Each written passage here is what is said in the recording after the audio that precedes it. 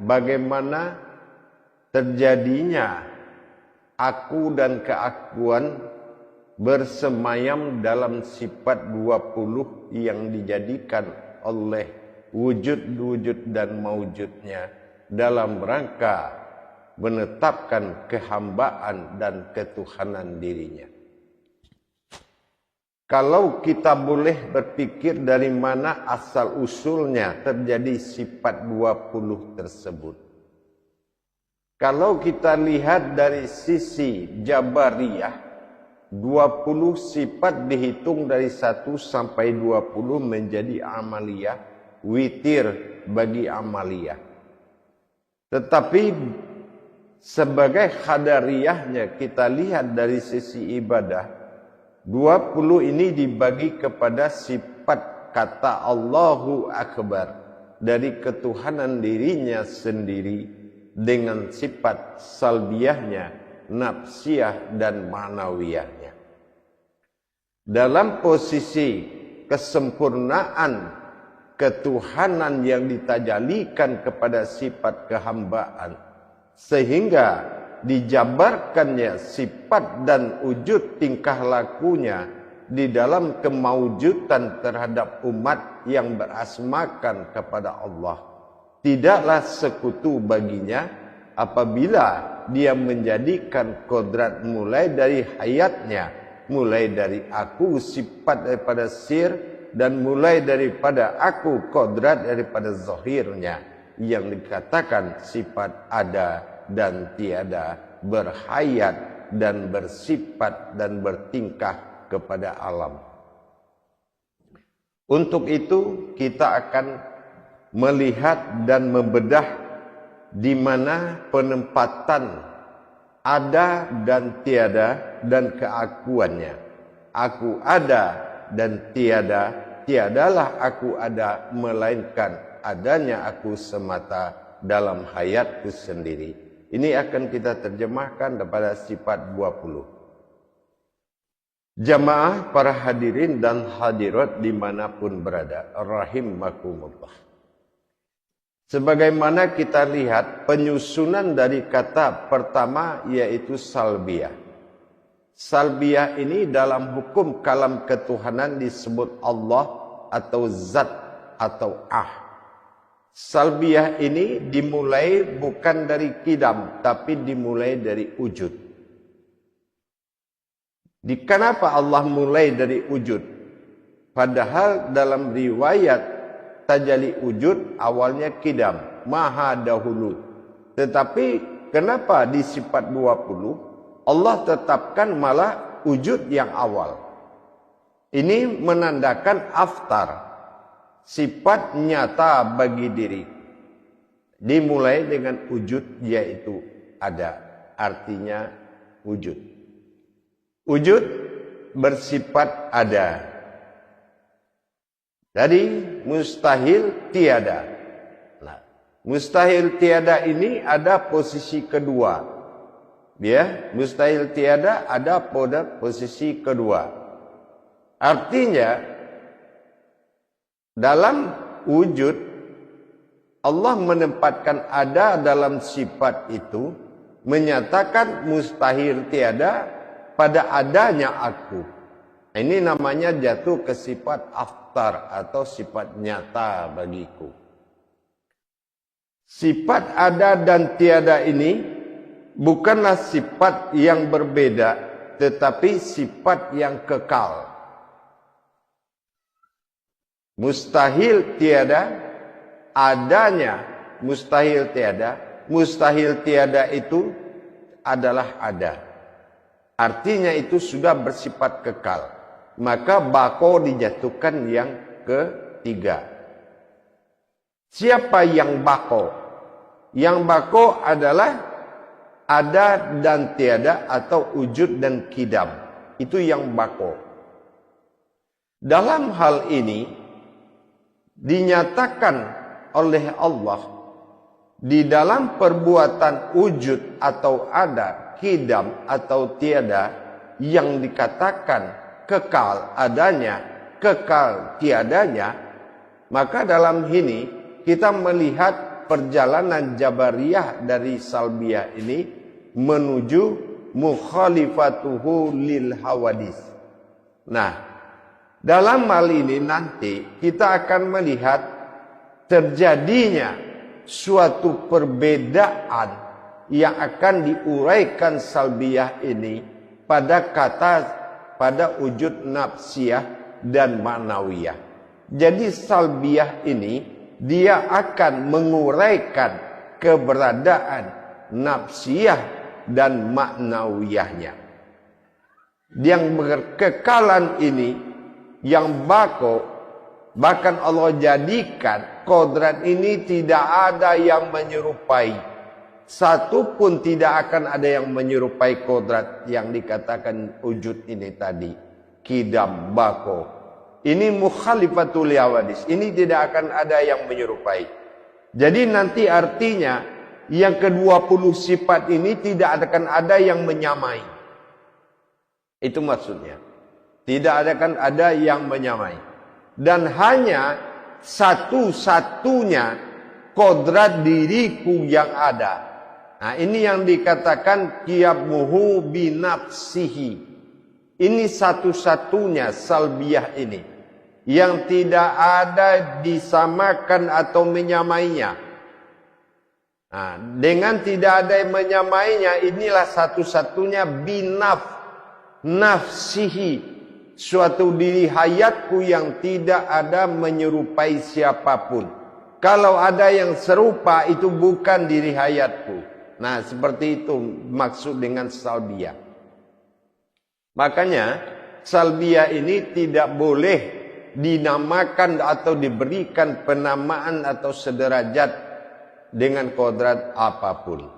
Nah, siapa yang dikatakan wujud yang pertama Salbiyah, berarti sudah nyatalah Salbiyah ini adalah sifat sir dari sulbinya Allah. Ya, yaitu sulbinya Allah, satu-satunya makom rahasianya Allah yang terlihat, jatuhnya pada Allah, pada zat. Ya, Salbiyah maka kalamnya adalah Allah. Ini sifatnya nyata, sifat nyata, tapi wujudnya ada.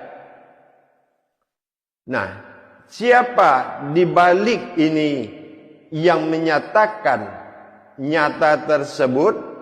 Inilah yang dikatakan hu, atau kita sebut dengan aku. Di sini aku berdiri sendiri, nafsiyah satu. Jadi tidak memiliki pendamping. Hu adalah nafsiyah. Arti nafsiyah ini diri yang ternapis dari manapun. Dia juga tidak bersekutu dengan siapapun. Nah, ini dikatakan ini hu. Nah, ini sifat hu ini dikodratkan kepada sifat tiada. Kalau ada sudah diambil sama wujud kepada Salbiyah. Nah, yang kedua hu, nafsiyah. Di nafsiyah ini terjadi kata aku, ya. Akunya di sini melihat kepada wujud ketiga, yaitu ma'nawiyah. Ma'nawiyah di sini adalah suatu sifat tajalli hayat, ya, atau dikatakan sifat sir, ya. Ada siri, ada sirhu, ada sirha. Di sini namanya sifat, yaitu al-haq.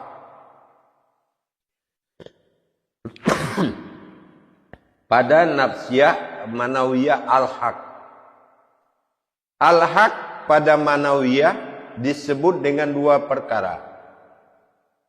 Manawiyah pada zahiriyahnya yang menjadi panutan ruh bagi sekalian alam dari al-haq, yaitu sebuah batin rahasia atau batin halus.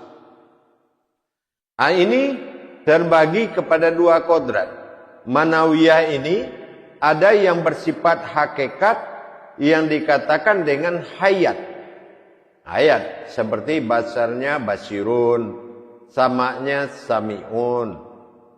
Jadi dengan adanya dua kodrat, kodrat iradat ilmu sama basar kalam hayat, ini tajalli yang dilakukan dalam bentuk asma yang bersifat kepada alam.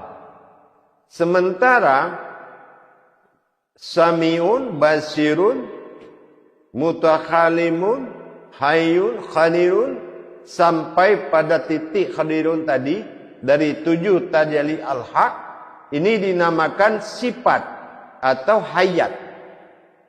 Sementara yang berasma yang menerima hayat ini adalah wujud zahirnya sama basar kalam hayat, kodrat, iradat, ilmu yang pecah menjadi uluhiyah, ruh, haimiyata, ruh yang menerima hayat al-haqullah tadi. Ya, sementara al-haqullah adalah wujud dari sirhu, ya, dari rahasia atau hayat dari aku. Karena tajalli ini adalah tajalliku yang mewujud pada salbiyah. Nah ini hu bertajalli pada salbiyah yang ada. Jadi yang pada kidam yang tiada akan jatuh kepada hu. Nah inilah. Jadi aku ada bersifat pada diriku dan bersifat aku pada sifatku sendiri. Ini akan menjadi pegangan ma'nawiyah yang akan bertajalli melalui kodrat zahir, sifat zahirnya, yaitu kodrat iradat ilmu sama basar kalam hayat. Itu adalah kodrat. Sementara sami'un basirunnya sampai khadirunnya itu bertingkah atau bersifat. Ya, kalau yang 7 zahir itu adalah kodrat sifat. Ya, itu disebut nur ma'ani. Nur ma'ani ini nur yang pecah memberikan kehidupan pada seluruh ruh yang ada pada alam ini. Sementara yang ma'aninya itu disifatkan oleh diri al-haq. Al-haq adalah bersifat, bertingkah. Jadi yang bertingkah ini adalah al-haq yang datang dari kodrat wujud aku. Nah ini hu. Jadi disinilah aku bersifat dengan sifatku sendiri, ya, terhadap hayatku sendiri. Dia bagaimana aku bersifat pada sifatku sehingga menjadi hayat oleh seluruh alam, maka salbiyah penampakan dari wujud diriku agar menjadi baitullah bagi sifatku sendiri.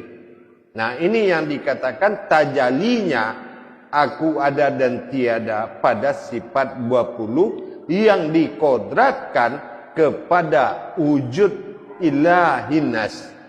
Ini diwujudkan kepada sifat ilahinas atau nasnya atau insaninya.